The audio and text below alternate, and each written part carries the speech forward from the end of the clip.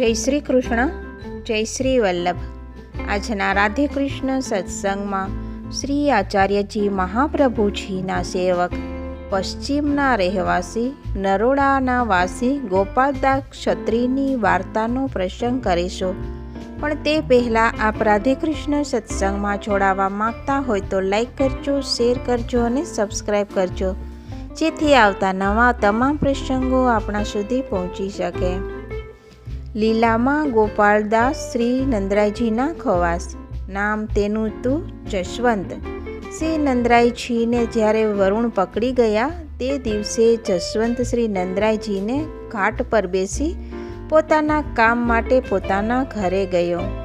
શ્રી નંદરાયજી એકલા હોય અને વરુણ તેમને પકડ્યા. શ્રી ઠાકોરજીએ આ વાત સાંભળતા જ વરુણ લોકથી શ્રી નંદરાયજીને લઈ આવ્યા. શ્રી બળદેવજીએ જશવંત ખવાસને કહ્યું કે વરુણ શ્રી નંદરાયજીને ઉપાડી ગયો ત્યારે તું ક્યાં હતો? જશવંત કહે, કંઈક કામ માટે મારા ઘરે ગયેલો. શ્રી બળદેવજીએ જશવંતને શ્રાપ દીધો કે જાઓ, ભૂમિ ઉપર પડો. શ્રી નંદરાયજીને આટલો શ્રમ આપ્યો, ખવાસ થઈને કેમ સાથે ના રહ્યો? પછી પશ્ચિમમાં નરોડામાં એક ક્ષત્રિયના ઘરે ગોપાલદાસ જન્મ્યા. ગોપાલદાસ 7 વર્ષની વયના થયા પછી તે ઘણી વિદ્યા શીખ્યા. દ્રવ્ય તો ઘણું હતું, સ્વભાવ ઘણો રાજસી. 5-10 જણ આગળ પાછળ ચાલતા, પણ કોઈને તે ગણકારે નહીં. ભલા નિર્દોષ મનુષ્યને પણ દોષ લગાડતા. પશ્ચિમમાં એક બીજું પણ ગામ હતું, ત્યાં ગોપાલદાસના વિવાહ થયા. પછી સ્ત્રી લઈને ગોપાલદાસ પિતા સાથે આવતા હતા ત્યારે ગામમાં પંડિત મળ્યા. તેની જોડે વિવાદ કરવા બેઠા. માર્ગમાં 3 દિવસ મુકામ રાખ્યો, પણ પંડિતજી જીતે જ નહીં. બે વચ્ચે લડાઈ થતાં પિતા છોડાવવા ગયા. પંડિતના માણસોએ તીર માર્યું, તેનાથી ગોપાલદાસના પિતા મૃત્યુ પામ્યા. તરત જ ગોપાલદાસ હથિયાર સાથે દોડ્યા. પંડિત તેના માણસોને લઈને નાસી છૂટ્યો.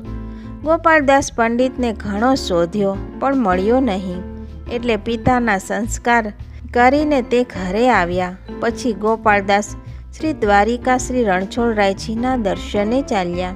ત્યાં શ્રી આચાર્યજી પધારેલા હતા.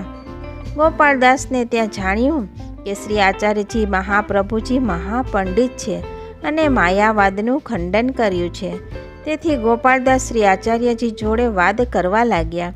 તરત જ ચર્ચામાં હારી ગયા. ગોપાલદાસે શ્રી આચાર્યજી મહાપ્રભુજીને પૂછ્યું કે વૈષ્ણવ ધર્મમાં છે શું? શ્રી ઠાકોરજી તો સૌ કોઈના હૃદયમાં બિરાજે છે. સકળ વિશ્વ શ્રી કૃષ્ણ રૂપ છે એમ આપ કહો છો, તો પછી વૈષ્ણવ કૂતરા વગેરેથી કેમ અભળાય છે? જો બધું જ ભગવદ રૂપ હોય તો પછી અભળાવવાનું કેમ? ત્યારે શ્રી આચાર્યજી બોલ્યા કે અમારો વેદ માર્ગ છે.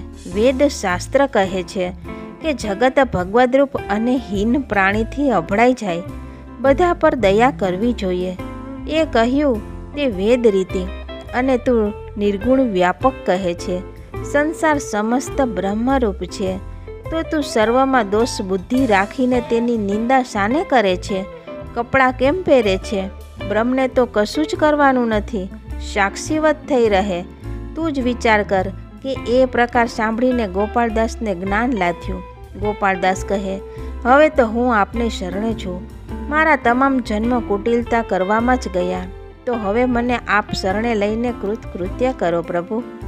પછી આચાર્યજી મહાપ્રભુજીએ ગોપાલદાસને સ્નાન કરાવી અને નામ સંભળાવીને બ્રહ્મ સંબંધ કરાવ્યું. ગોપાલદાસે કહ્યું, આપ મારા ઘરે પધારવાની કૃપા કરો. પછી નરોડામાં ગોપાલદાસને ઘરે શ્રી આચાર્યજી મહાપ્રભુજી પધાર્યા. તે વખતે ગોપાલદાસે શ્રી આચાર્યજીને વિનંતી કરી કે મહારાજ, હવે આપની શી આજ્ઞા છે? ત્યારે શ્રી આચાર્યજી કહે, ગોપાલદાસ, તમારાથી તો ભગવત સેવા તો થઈ શકશે નહીં, કારણ કે તમારી સ્ત્રી પુત્ર દૈવી નથી. તમે દૈવી હોય, તમને ઘણો વિરહ છે. વિરહીને હૃદયમાં અત્યંત અનુભવ થાય, બહારની ક્રિયામાં થઈ શકે નહીં. શ્રી આચાર્યજીએ પછી ગદ્ય મંત્ર તથા પંચાક્ષર મંત્ર લખીને ગોપાલદાસને આપ્યો અને કહ્યું કે એમને ભોગ ધરીને ખાનપાન કરજો. અમારી તમને આજ્ઞા છે કે જે કોઈ જીવ આવે તેને તમે નામ સંભળાવજો. જન્મથી સ્વામી પદમાં રહેલા છો માટે તમને સ્વામી પદ આપ્યું છે. જે વાદી આવે તેની જોડે વાદ કરજો, તમને કોઈ જીતી શકશે નહીં. ગોપાળદાસને આમ કહીને શ્રી આચાર્યજી તો અડેલ પધાર્યા. પછી ગોપાળદાસનું નામ સાંભળતા જ મોટા ટેકીલા તે વૈષ્ણવ બની ગયા. વાદી સાથે વાત કરે, મુખેથી જે નીકળે તે જ કરે. શ્રી આચાર્યજીના બળે પશ્ચિમમાં એમનો યશ ફેલાઈ ગયેલો. એક વખત શ્રી આચાર્યજી મહાપ્રભુજી દ્વારિકા પધાર્યા. નરોડા માર્ગમાં આવ્યું. શ્રી આચાર્યજી ગોપાળદાસને ત્યાં પધાર્યા. તે વેળા ગોપાળદાસ ઘરે ન હતા. ગોપાળદાસને એક 14 વર્ષનો પુત્ર હતો. ગોપાળદાસના બેટાને શ્રી આચાર્યજી મહાપ્રભુજીએ પૂછ્યું કે ક્યાં ગયા છે ગોપાળદાસ? બેટાએ કહ્યું કે મહારાજ શ્રી પિતા તો શ્રી ઠાકોરજીની સેવા માટે ગયા છે. તે સાંભળીને આચાર્યજી તો બેટા ઉપર ઘણા નારાજ થયા અને કહે, ગોપાળદાસનો પુત્ર આવું અનુચિત કેમ બોલ્યો? માટે અત્રે રહેવું તો યોગ્ય જ નથી. શ્રી આચાર્યજી મહાપ્રભુજીએ વિચાર્યું કે ગોપાળદાસને આવવા દો, જોઈએ તો ખરા કે તેની કેવી બુદ્ધિ છે. તેટલામાં તો ગોપાળદાસ આવતા હતા. શ્રી આચાર્યજીને તેને દંડવત કર્યા. શ્રી આચાર્યજી બોલ્યા, ગોપાળદાસ તું ક્યાં ગયેલો હતો? ગોપાળદાસ કહે, પેટને માટે કોઈ વ્યાવૃત્તિ અર્થે ગયેલો. આથી શ્રી આચાર્યજી ગોપાળદાસ પર ઘણા પ્રસન્ન થયા અને કહે, વૈષ્ણવને આવું જ બોલવું ઉચિત ગણાય. લૌકિક માટે વ્યાવૃત્તિ માટે જાય, ત્યાં શ્રી ઠાકોરજીની સેવાનું નામ લે તો તે અનુચિત ગણાય. તે પછી ગોપાળદાસે વિનંતી કરી કે મહારાજ આપ 2-4 દિવસ કૃપા કરીને રહો. રહેવાને ઘણું કહ્યું, પણ શ્રી આચાર્યજી કહે કે અમારે તો જલ્દી દ્વારિકા જવું છે. એમ કહીને આપ પધારી ગયા અને રહ્યા નહીં. ગોપાળદાસને શ્રીનાથજીના દર્શન માટે ઘણો જ વિરહ રહેતો. તેથી શ્રીનાથ દ્વારા સમક્ષ આવીને શ્રીનાથજીના દર્શન કર્યા. તે પછી ગોપાળદાસને જ્વર આવ્યો, રાંધણ થઈ. એક રાતે ગોપાળદાસને ઘણી તૃષા લાગી, પણ પાણી નહોતું. જે સેવકને સાથે લાવેલા તે સૂતેલો હતો. ગોપાળદાસનો કંઠ તો સુકાવા લાગ્યો, તેનાથી તો બોલાતું પણ ન હતું. શ્રી ઠાકોરજી શ્રી ગોવર્ધનનાથજી પોતીકી જળપાનની ઝારી લઈને ગોપાળદાસની પાસે આવ્યા અને તેને જળપાન કરાવીને ત્યાં જ ઝારી છોડીને પધારી ગયા. પછી પ્રાતઃકાળે સર્વ ભીતરીય સ્નાન કરીને શ્રી ગોવર્ધનનાથજીના મંદિરમાં જુએ છે તો ત્યાં ઝારી ન હતી. તેથી સૌ ચિંતા કરવા લાગ્યા. શ્રી ગોવર્ધનનાથજી તો મોટા રામદાસજીને કહે છે કે રાત્રે ગોપાળદાસને ઘણી તરસ લાગેલી, તેથી હું તેને જલપાન કરાવીને ઝારી ધરી આવ્યો છું. રામદાસજીએ ગોપાળદાસને કહ્યું કે તમે રાત્રે ક્યાંથી જલપાન કર્યું હતું? ગોપાળદાસ કહે, મને તો જ્વર ચડેલો ને ઘણી તૃષા લાગી હતી, કંઠ સુકાયો હતો. તેથી વ્યાકુળ થતાં મને કંઈ ખબર નથી કે કોણે મને જલપાન કરાવ્યું. ત્યારે રામદાસજી ગોપાળદાસને કહે, તમને શ્રી ગોવર્ધનધર જલપાન કરાવીને અત્રે ઝારી ધરી ગયા છે. તે ઝારી લેવા માટે અમે તો આવેલા છીએ. તમારા મહાભાગ્ય છે.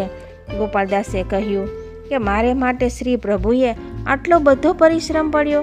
તે પોતાના માણસને ખીજાયો કે તે જળ નહીં રાખ્યું અને સૂતેલો હતો, અને મને પુષ્કળ તરસ લાગી માટે શ્રી ઠાકોરજીને આટલો શ્રમ પડ્યો. તે ઘણું જ ખરાબ કર્યું.